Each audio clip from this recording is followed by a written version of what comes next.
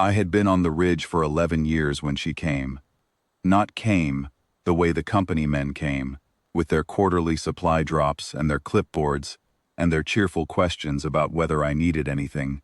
She came the way weather comes, without asking, without warning, at the worst possible time. The storm had been building for 3 days. Kethis 3 runs a 60-hour pressure cycle, and when the high-altitude systems collapse, the snow does not fall so much as it arrives. A white wall moving across the ridge at 40 kilometers an hour, burying everything that has not been bolted down or brought inside. I had secured the seed vault hatches, topped off the heating coils, and pulled the antenna mast to its winter housing. Standard preparation. I had done it 22 times before. I found her on the morning of the 3rd day. She was lying in the lee of the vault's eastern wall, curled into a shape so small I nearly mistook her for a stone. Thin gray-blue skin. No coat, no pack, no shoes. Pointed ears pressed flat against her skull. Her eyes were closed, and the frost had already begun to crust along her lashes. I carried her inside. She weighed almost nothing.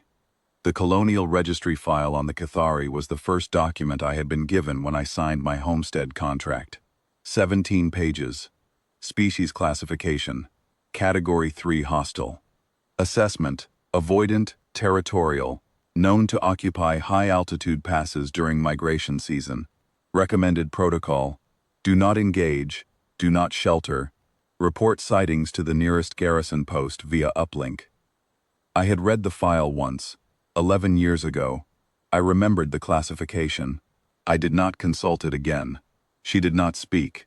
She watched me from the cot where I had set her, wrapped in the heavy thermal blanket I kept for the worst nights. Her eyes were too large for her face, dark, wet, the color of slate after rain, and they followed every move I made around the station. When I set a bowl of broth near the cot, she did not touch it. When I sat down at the console to eat my own meal, she watched me take 3 spoonfuls, then reached for hers. She ate the way someone eats who has been taught that eating in front of others is dangerous. I am not a sentimental woman. I left Earth at 49 because my knees were giving out. My plot in the Urals had been rezoned industrial, and the Colonial Service offered a 60-hectare seed relay contract on Kethis 3 that came with solitude and a pension. I did not come here to raise anything but winter barley and frost-resistant legumes. I had no particular longing for company.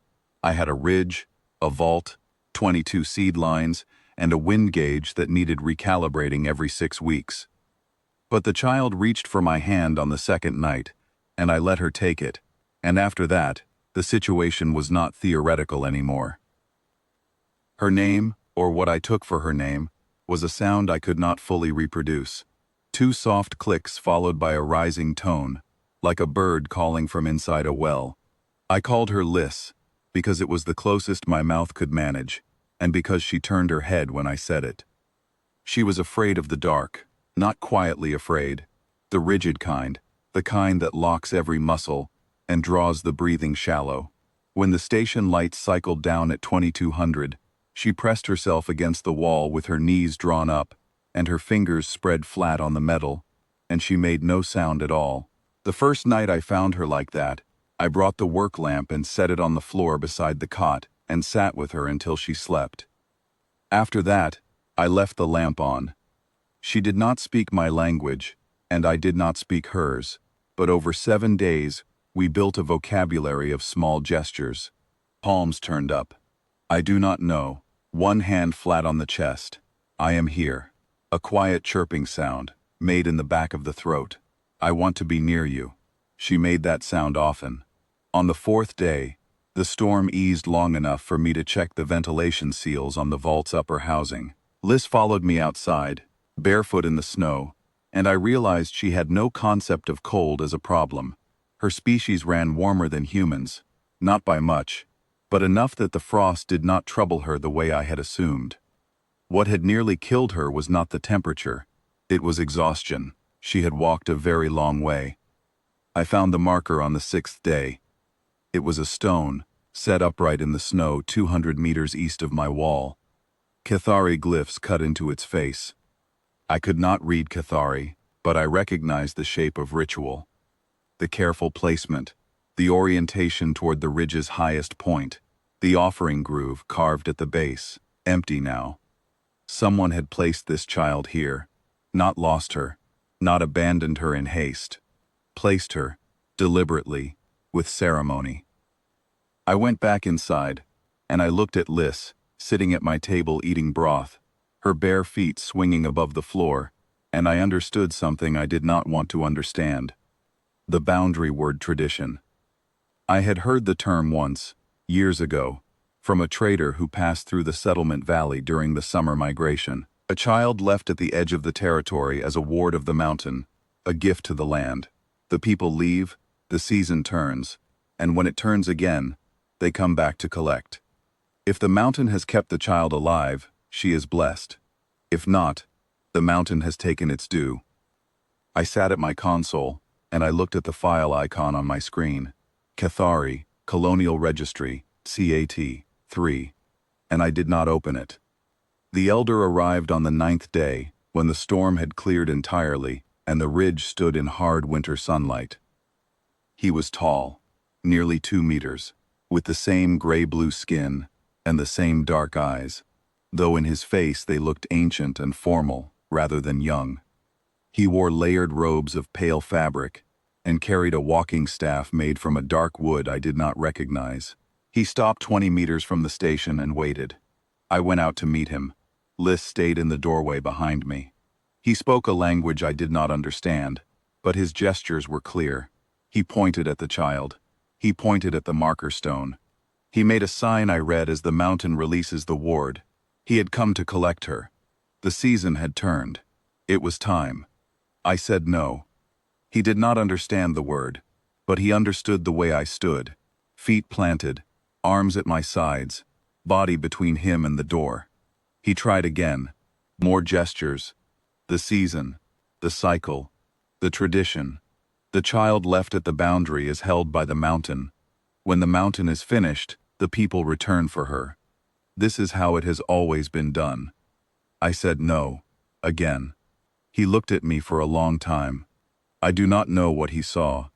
A human woman, 60 years old, in a patched thermal jacket, with soil under her nails and a wind gauge scar across the back of her left hand. Not a soldier, not an authority, not anyone in particular. He pointed at the child one more time. I said, she held my hand. He would not have understood the words, but Liz came out of the doorway and stood beside me and put her hand in mine, and her fingers were warm, and she made the chirping sound, the one that meant I want to be near you, and the elder looked at that for a long time. Then he touched his own chest with his palm, the same gesture Liz had taught me, I am here.